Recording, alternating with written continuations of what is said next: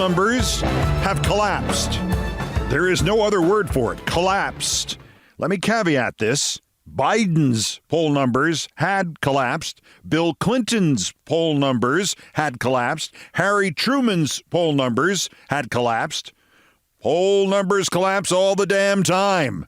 Relatively speaking, measured across the arc of American political history, if they had had them in 1864, Abe Lincoln's poll numbers would have collapsed. But I do not think that any other presidential candidate's poll numbers have collapsed this late, this fast, after this much of a twin honeymoon of a convention and a failed assassination attempt. Ipsos Polling, released yesterday, Harris by 5, 42-37. Last surveys taken Wednesday. In the July 23rd Ipsos poll, it had been Harris by 3, 37-34. Ipsos also did repeat polling in the Big Seven swing states. Harris by 2, 50-48. 50-48. Those states are Arizona, Georgia, Michigan, Nevada, North Carolina, Pennsylvania, and Wisconsin. The last Ipsos poll of the same voters in these states also concluded July 23rd. It had been Trump by 3. Trump has lost 5 points in the swing states in 15 days. And not generically in the swing states. These are the same respondents as in the previous polls, changing their minds. Almost as importantly is where the surge for Kamala Harris is coming from in the Ipsos polling. 2 weeks ago, Robert F. Kennedy Jr. was in their poll at 10% nationally. He is now at 4%. If Trump's poll numbers have collapsed, Kennedy's have vanished without a trace. What is amazing about the swing state numbers, though, is that Trump has lost 5 points in 15 days, even though the key issues in the swing states would still seem to benefit him. 52% of swing state voters told Ipsos that inflation and costs were one of the top issues for them. 32% said immigration, 17% said housing costs. And it's still Harris. But it appears that the biggest issue for them in the swing states and outside of them is Trump. The swing state voters still prefer him on the economy, but only by 7 points now. Still on immigration, but only by 13. These numbers have collapsed. In June, these same swing state voters favored Trump by 12 points on the economy. So he's lost 5 points there, 20 points on immigration. He's lost 7 points on immigration. The vice president also now crushes Trump on character issues. Who's more intelligent? Harris by 8. Who cares more about people like them? Harris by 4. Who's less lazy? Harris by 4. Who's less weird? They polled on the word weird. Harris by 16. And who in the swing states is more moral? Harris by 18. And I can't repeat this enough. The voters just polled in the swing states by Ipsos are the same individuals that Ipsos polled in June and July. The margin of error, and by all rules of polling, her 2-point lead in the swing states is a statistical tie. The margin of error, though, drops precipitously if you are actually asking the same people how their opinions have changed. And how their opinions have changed. Rather remarkably, this is not even the best new polling news for Kamala Harris. Marquette Law School released its national results very early Thursday morning for some reason, and among likely voters, it's Harris 50, Trump 42, Harris by 8. Now, everybody has their own criteria for likely voters, so if you go back to just registered voters in the Marquette poll, it's still Harris by 6. The 8-point margin looked like a wacky outlier until that Ipsos poll came out at 5. Most intriguing, among independent voters, Marquette has her ahead by 60-40. 20 points among independents. 18 when you include Kennedy and the others. And the data can lead to varying degrees of, are you crapping me? About how fast Harris has built a dominant lead over Trump in the key areas, with all trends working in her direction. But there is now near unanimity among pollsters that Kennedy is in more trouble than bear meat in his fridge Among independents, Harris 56, Trump 38, Kennedy 5. Kennedy 5. Stein 1. Cornel West and Oliver just watching. Scratch 0. Also, I didn't know who Oliver was. I had to go look. I was hoping it was John Oliver. No, it's Chase. Chase Oliver of the Libertarian Party. He could be Oliver Damn Chase for all I care. It wouldn't make much difference. What matters here is Kennedy's support, half of it, maybe more, was clearly from people who simply would not vote for Trump, but for whatever reason would not vote for Joe Biden either, but now will vote for virtually everything Joe Biden stands for. One more note here from this Marquette Law poll. A couple of others have found Kamala Harris is at or near a slim net positive on favorable versus unfavorable. Marquette, is your opinion of Kamala Harris favorable or unfavorable nationally? It's favorable by 4 points, 51-47. She's above water by 4 points. Trump is 7 points underwater, which would be superb for him if there still wasn't that post-convention bump. J.D. Vance, he is 14 points under the couch cushions. And one more recheck of another opinionator. Nate Silver, poll of polls, changed it slightly. Kamala Harris, 46.4, Trump, 44.3. And the real value of this one is it gives you a blurry picture of the impact since she anointed Tim Walz on Monday, and the impact is that her support is up in 5 days, 0.7 of a point. Again, this could stop right now. This could be as good as it gets. And now I will repeat two things I have mentioned previously. One, I mentioned 7 minutes and about 10 seconds ago. Bill Clinton's poll numbers once collapsed. Then George H.W. Bush's poll numbers collapsed. Then Ross Perot's poll numbers collapsed. This was all in one election. So if, as Biden's departure 3 weeks ago this Sunday, it wasn't last year, it was 3 weeks ago this Sunday, if that and Harris's ascent confirms something this startlingly good can happen this fast, remain vigilant that something that startlingly bad could also happen this fast. On the other hand, what we are seeing as of this moment is exactly why this unprecedented move was attempted, changing horses not midstream but mid-tightrope, to maybe, in our wildest dreams, get these results. And in those wildest dreams, nobody expected them this fast. Nobody. Which leads me into the second thing I mentioned previously, and I mentioned it on Wednesday, July 24th. And before I mentioned it, I took a deep breath and asked myself, do you really want to mention this already? But I did, and I'll repeat it. I have been thinking since no later than hours after President Biden dropped out that there will come a point this year, this election, maybe this month, where we will all be saying, can you believe we came this close to not making Vice President Harris the nominee? I am not building the Joe saved democracy again statues quite yet. But I am beginning to think of maybe what they kinda could look like.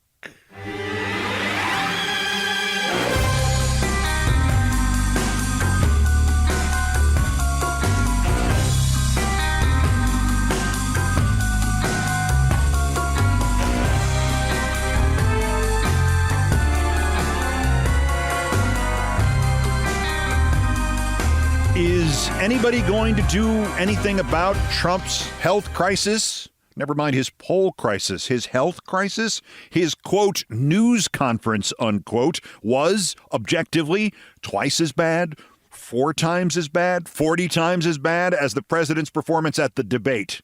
Throughout, it bordered on and often crossed the line into fugue state. And this got almost no headlines. Is the New York Times opinion section now going to print 6 pieces at a time on how he must drop out? Is CNN going to swerve out of enabling the latest swift boating of a Democrat? And is MSNBC's useless Ari Melber going to stop platforming Stephen Miller to instead parade mental health experts to offer a dozen competing theories about which thing is wrong with Trump's brain? Are they going to just come close to how they address Joe Biden's exhaustion? Get to 1/10 of it? The New York Times, The Washington Post, Politico, Axios, ABC, NBC, and CBS had no front-page stories about the demented nature of his performance yesterday within an hour of its conclusion. Each hid behind Trump's vague commitment to now do debates. Axios, incredibly, was leading an hour after the Trump event with, quote, Vice President Harris still hasn't given an interview or taken questions from voters since she became a presidential candidate. Shut up! Once again, if Axios is still wondering why it had to fire 1/10 of its employees Wednesday, there's your problem right there. You suck. To its credit, to my amazement, CNN wrote a story about Trump's fugue state, and remarkably, it correctly described his performance not as a news conference, but as a, quote, speech. I assume whoever was responsible for this has been beaten severely already. Exactly right, CNN. Trump always sounds like he doesn't know where he was. This time, he also looked like he didn't know where he was. I can't convey that on a podcast. When a question came from the right side of the room, he looked frightened, as if he had just discovered that there was a right side of the room. He looked lost. Several times it appeared his eyes were no longer level. More shockingly, perhaps, than anything else, he also looked pale. Can't convey that. I can convey the sounds part. I will not belabor all the crazy sounds he made, just a few, starting with what you or I would know would be the last thing to refer to just now in light of the J.D. Vance couch jokes. President Xi of China and I were very good friends. We met right here, right in that, except we had a beautiful sofa there as opposed to what we have right now. A lot of my people, a lot of the MAGA, as they call them, but the base, and I think the base is 75% of the country, far beyond the Republican Party. Kamala Harris's father is Jamaican-American, and she went to a historically black college. How is she only recently deciding to be black? Well, you'll have to ask her that question because she's the one that said it. I didn't say it. So you'll have to ask her, but you'll have to ask her about that. But to me, it doesn't matter. But to her, from her standpoint, I think it's very disrespectful to both, really. Whether it's Indian or black, I think it's very disrespectful. If you look at Martin Luther King, when he did his speech, his great speech, and you look at ours, same real estate, same everything, same number of people, if not, we had more. And they said he had 1 million people, but I had 25,000 people. But when you look at the exact same picture, and everything's the same because it was the fountains, the whole thing, all the way back to from Lincoln to Washington. And you look at it, and you look at the picture of his crowd, my crowd. We actually had more people. Millions of people were allowed to come into our country from prisons, from jails, from mental institutions, insane asylums, even insane asylums. It's a mental institution on steroids. That asylum stuff underscores a point I've made previously. He does not understand that there is political asylum and then there are mental asylums, which grows increasingly ironic considering he may soon be in need of either or both. But the crowd size thing, that's perhaps way more revealing. It is not only a clear view of the desperation of his obsession with largest, most powerful, biggest. It's not only a clear view of his insatiable need to be right, even when he is utterly wrong, but it's 7.5 years old. He has been arguing that he had the largest crowd in the history of, history of humanity, everything since the Sermon on the Mount. He's been arguing this since his inauguration. He has never been right. He has never stopped demanding that we change our minds and apologize to him, even though he has never been right, because he has to be right, or he dies. To be fair, Trump has somehow managed not to fall off his mental health crisis tightrope since at least the year 2015, maybe more like since at least the year 1955. This point at which you expect him to start to say something, then go glassy-eyed and collapse at the podium may not be a warning of imminent disaster, but rather just some kind of horrible stasis. But even if this is as bad as it gets, it's still a crisis. It is beyond his evil, beyond his amorality, beyond his greed, beyond his anti-democracy, beyond his racism. It alone is disqualifying. He is sick. Everything else is just detail. If Joe Biden could not run for a second term because he was merely having trouble expressing himself robustly enough in public, Donald Trump cannot run for a second term because he is simply unstable. A couple of other notes here. The 180s he makes are still startling. It is still shocking to read week after week of his assaults on and even lawsuits against ABC and particularly George Stephanopoulos, and then suddenly hear him announce, as if he had always felt this way, that he would do a presidential debate on ABC as scheduled on September 10th, as if they first asked him about it as he fell out of bed an hour before the news conference speech began. It is still shocking to hear a reporter ask him a question and Trump answer not that question, but answer something the reporter had mentioned tangentially in his or her preface. You got to ask simple questions that are not open to interpretation. It is still shocking to see CNN claim Trump's performance accomplished his goals and they said this, put Vice President Harris on the defensive. Crazy man puts vice president on defensive. It is still shocking to see news organization after news organization insist that a pivot is coming, or that a pivot has been demanded by Trump's handlers, or even that a pivot is still possible from a crazy man. I mean, the Washington Post did it as recently as Wednesday night.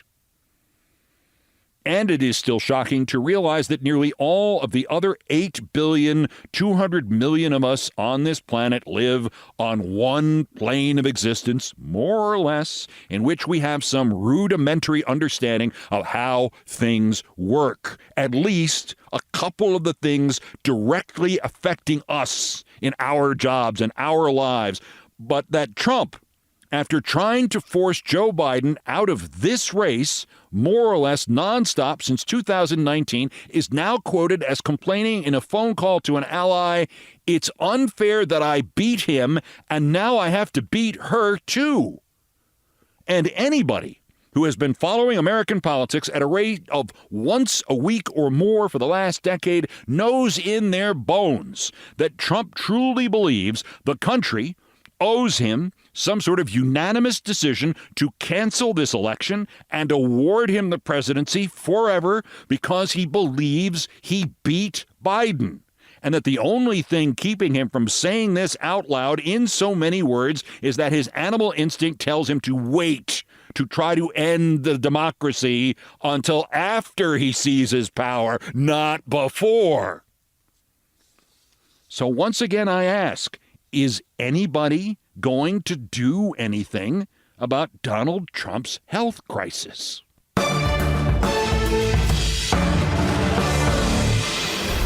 Also of interest here, Elon Musk posts a fake headline saying the British Labour Party is establishing internment camps for right-wingers. I mean, I wish, but totally wrong. And no consequences for him. No acknowledgement, except there is a move growing inside the British Parliament to summon Musk to testify to them about what the hell he thinks he's doing. I will suggest a much better solution. It boils down to 3 words. Tower of London. That's next. This is Countdown. This is Countdown with Keith Olbermann.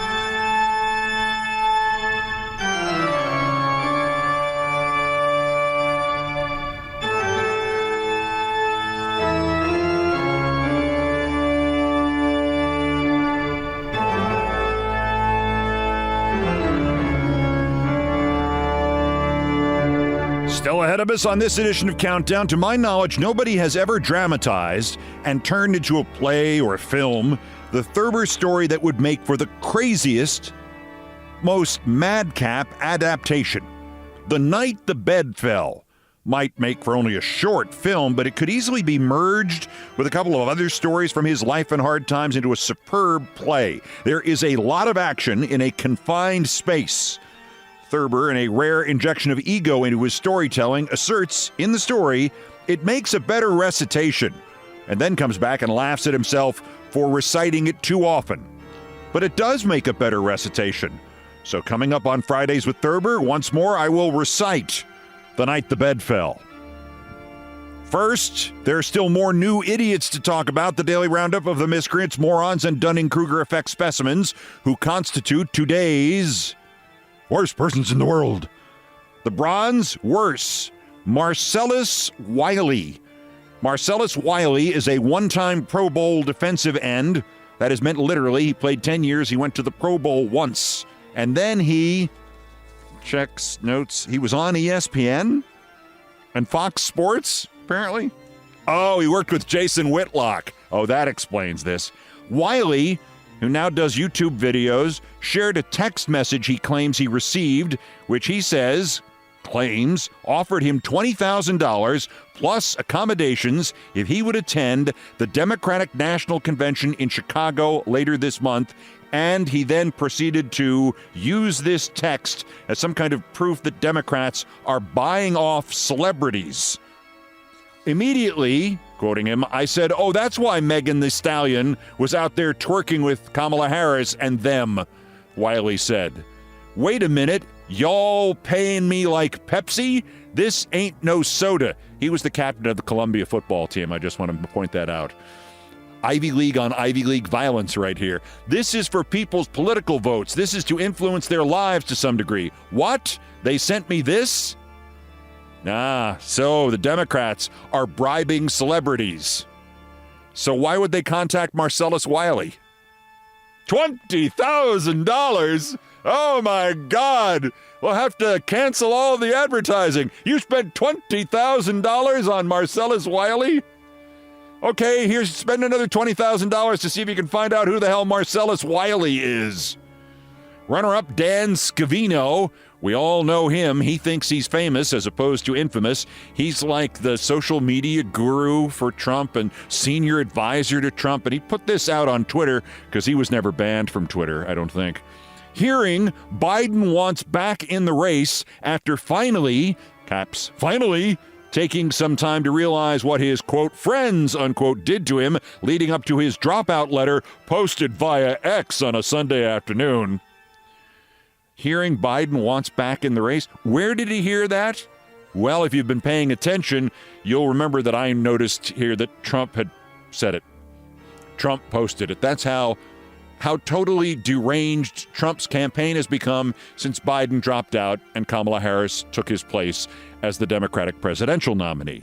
That's how desperate they are. They have developed, Trump personally, developed his own fanfic that Biden is going to force his way back in. He's going to storm the convention and somehow get all the delegates back and then lose to Trump because that's what Trump decided is going to happen. And Trump is 3 years old now and he gets his way all the time. And this is how desperate they are. Trump makes something up and one of his lackeys, this Scavino clown, then says, a hearing Biden wants back in the race. Well, you heard it because the psychopath you work for made it up. I heard voices in my head tell me that. Yeah, that's what you're dealing with here. This is how desperate the Trump campaign is. Kill them and eat them. But our winner, speaking of strung out and lunatic, Elon Musk. All right, this is a little complicated, but bear with me here. Somebody put out a faked headline from the London conservative fascist newspaper, The Telegraph, and put this out with no indication that it was satire or parody or anything else. The headline read, Keir Starmer, that's the new Labour Prime Minister of Britain, Keir Starmer considering building emergency detainment camps on the Falkland Islands. The camps would be used to detain prisoners. Again, this is not true. This is a very cleverly faked headline, supposedly screenshotted off the Telegraph newspaper. The camps would be used to detain prisoners from the ongoing riots, as the British prison system is already at capacity. The head of a fascist group in England, Britain First, Ashley Simon, that's Ashley, Ashlea, God, sent this out and put a caption on top of it: "We're all being deported to the Falklands." If you don't remember the Falklands, Britain had a nice little war in 1982 in which Margaret Thatcher was able to then claim that Britain had some kind of relevancy in international relations, even though it didn't. And Musk put this thing out, and it was seen by 1 million people in 15 minutes before somebody told Musk that it was a fake or parody or something, and he was violating all of his own rules, and he added "detainment camps" in quotes, as if they're planning mass executions or something, because Musk has lost his goddamned mind. If he ever had any control of it, the massive amounts of Ozempic and other drugs have clearly turned him into a raging lunatic. In addition to this, he, of course, keeps calling for, some would say advocating for, civil war in the UK. He's mentioned it at least 5 times since last November. And Politico Europe reports that Musk may be summoned by British MPs over X's role in the race riots that have rocked the UK, in which, online, the Conservatives have stirred up complaints, insistences that immigrants killed 3 young girls in Britain when it had nothing to do with immigrants, and they have gone to immigrant camps and immigrant reception areas and tried to kill the immigrants. That's how bad it's gotten. That's what happens when you let the right wing run rampant rather than, I don't know, emergency detainment camps somewhere. Can we borrow the Falkland Islands? I mean, you can send Farage there. Can we send, what's that kid's name? Ben Shapiro, send him there. Labor MPs are telling Politico Europe that they would press the billionaire ex-owner and other tech executives to answer questions about the role of social media platforms amid mounting unrest in the UK. Here's the thing. I like the idea of summoning him in front of Parliament because they do a pretty good job of, not like our system, of actually taking malefactors like Elon Musk and asking them pointed questions and then quoting what they'd said previously and threatening them with being charged with lying under oath. But here's a much simpler solution in England. I think they should move to the tertiary stage of what to do with people like Elon Musk. You guys, you have still a Tower of London. I mean, we all know worldwide, it's one of the most famous things about England, about Europe. In the United States, it's one of the most famous things not about the United States. The Tower of London. We all know the Tower of London from something, from a movie, from Shakespeare, from Richard's stories. You have a Tower of London. What is the point of having had a Tower of London for at least, 800 years? What is the point of having a Tower of London if you can't stick people like Elon Musk in it? And then when people say, "Where is he?" you say he's in the Tower of London, and somebody gets a writ and says, "Produce them," and you go, "Oh, I'm sorry, we lost him." Like those princes in 1483, with the paperwork was rerouted to Wales or somewhere, so we don't know where he is. Sorry. I mean, this has worked for the British literally since 1483, probably well before that. You got a problem, you got a guy who's out of control, send him to the Tower, and then lose his paperwork. Check back when we next excavate some of the mounds of dirt that we have for some unknown reason on various floors of the Tower of London. Check back with us next time we go on a survey of the dirt, 500 years from now. Hey, look at this. It's a skeleton with an Ozempic needle sticking out of it. This must have been that Elon Musk guy. Elon, just say he finally overdosed. Musk, 2 days. Worst person in the world!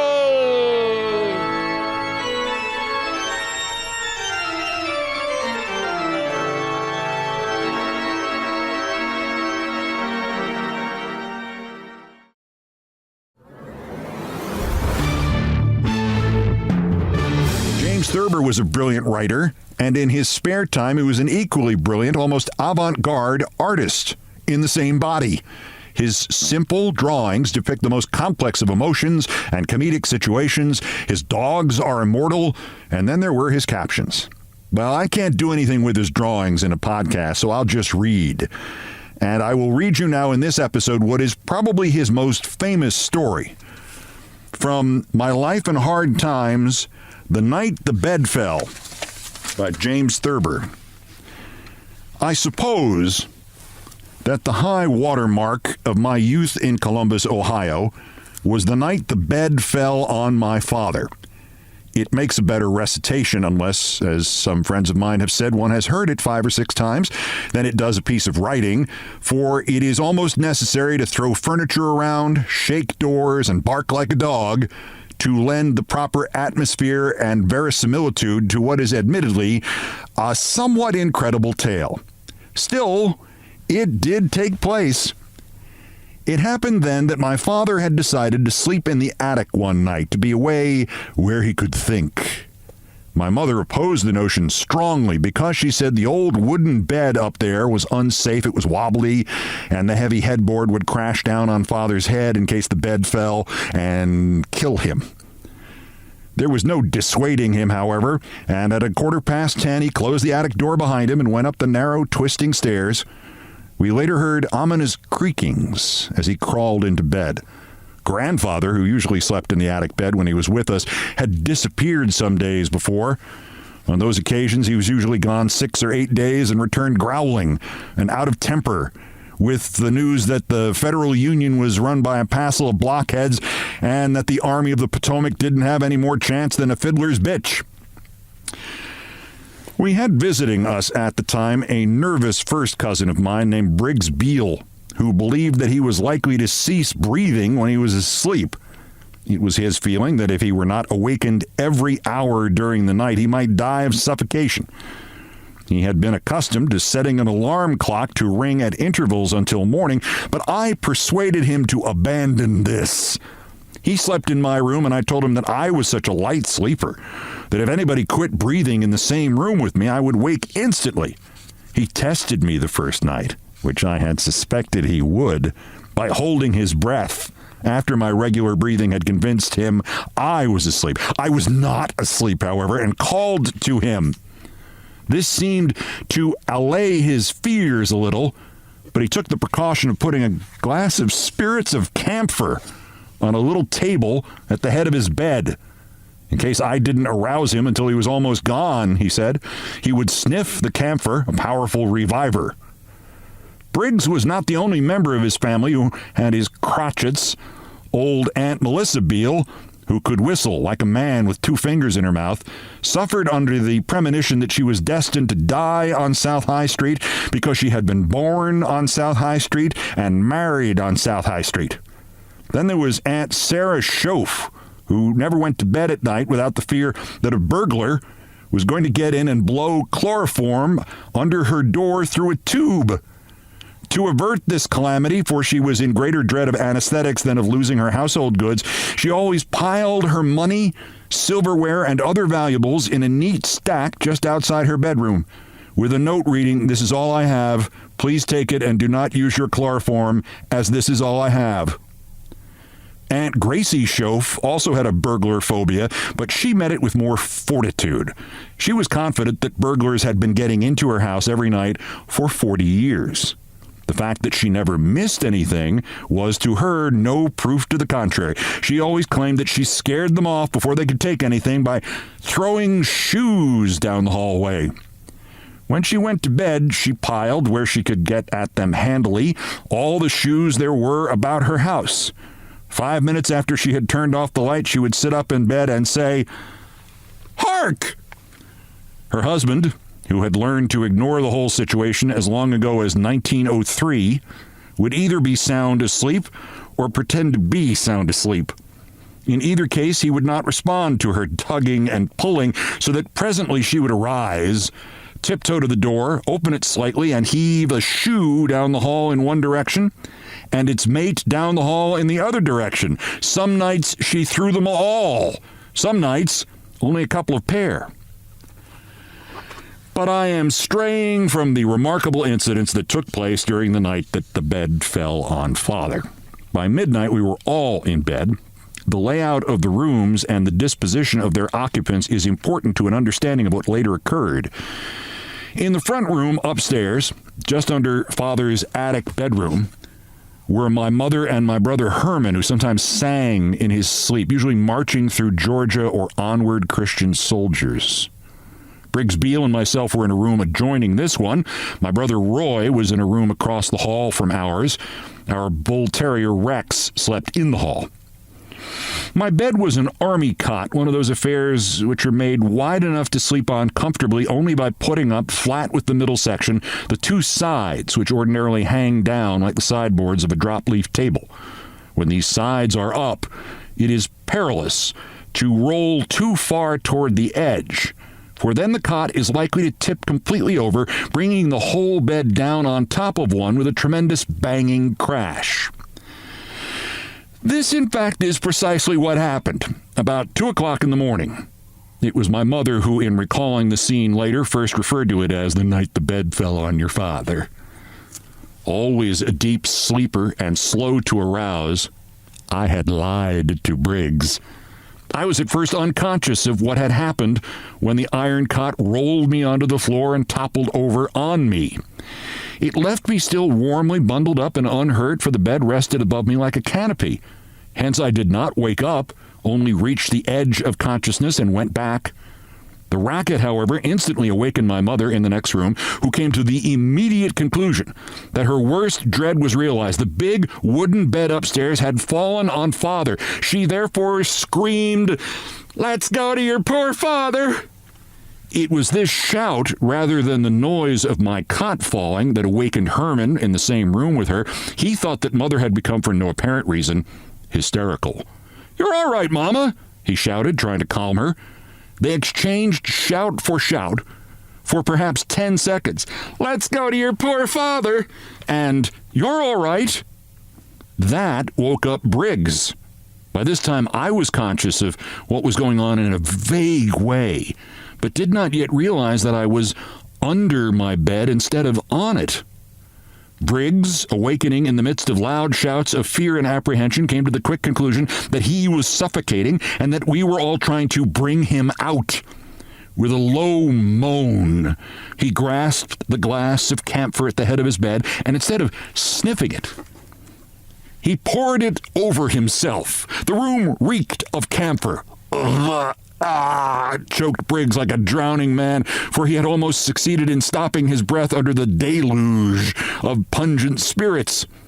He leaped out of bed and groped toward the open window, but he came up against one that was closed. With his hand, he beat out the glass, and I could hear it crash and tinkle on the alleyway below. It was at this juncture that I, in trying to get up, had the uncanny sensation of feeling my bed above me. Foggy with sleep, I now suspected in my turn that the whole uproar was being made in a frantic endeavor to extricate me from what must be an unheard of and perilous situation. "Get me out of this!" I bawled. "Get me out!" I think I had the nightmarish belief that I was entombed in a mine. Gasped Briggs, floundering in his camphor. By this time, my mother, still shouting, pursued by Herman, still shouting, was trying to open the door to the attic in order to go up and get my father's body out of the wreckage. The door was stuck, however, and would not yield. Her frantic pulls on it only added to the general banging and confusion. Roy and the dog were now up, the one shouting questions, the other barking. Father, farthest away and soundest sleeper of all, had by this time been awakened by the battering on the attic door. He decided that the house was on fire. I'm coming, he wailed in a slow, sleepy voice. It took him many minutes to regain full consciousness. My mother, still believing he was caught under the bed, detected in his "I'm coming" the mournful, resigned note of one who is preparing to meet his maker. "He's dying," she shouted. "I'm all right," Briggs yelled to reassure her. "I'm all right." He still believed that it was his own closeness to death that was worrying Mother. I found at last the light switch in my room, unlocked the door, and Briggs and I joined the others at the attic door. The dog, who never did like Briggs, jumped for him, assuming that he was the culprit in whatever was going on, and Roy had to throw Rex and hold him. We could hear Father crawling out of the bed upstairs. Roy pulled the attic door open with a mighty jerk, and Father came down the stairs, sleepy and irritable, but safe and sound. My mother began to weep when she saw him. Rex began to howl. What in the name of God is going on here? Asked Father. The situation was finally put together like a giant jigsaw puzzle. Father caught a cold from prowling around in his bare feet, but there were no other bad results. I'm glad, said Mother, who always looked on the bright side of things, that your grandfather wasn't here.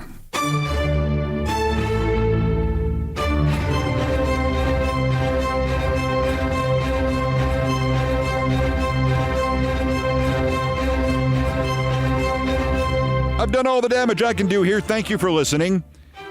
Send this podcast to somebody who does not listen. We're in the home stretch here. Let's go.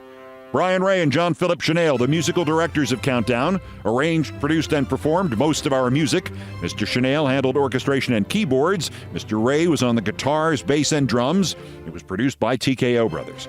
Our satirical and pithy musical comments are by the best baseball stadium organist ever, Nancy Faust by name. The sports music is the Olbermann theme from ESPN2. It was written by Mitch Warren Davis and appears courtesy of ESPN. Other music arranged and performed by the group No Horns Allowed. My announcer today is my friend Jonathan Banks from Breaking Bad.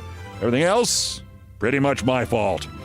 So that's Countdown for this, the 89th day until the 2024 presidential election, the 1,310th day since convicted felon Dementia J. Trump's first attempted coup against the democratically elected government of the United States.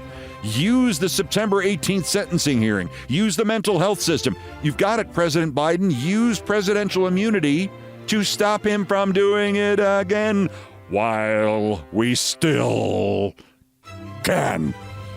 And anti-Semitic, anti-immigration, insane Republicans, please stop shooting at Trump.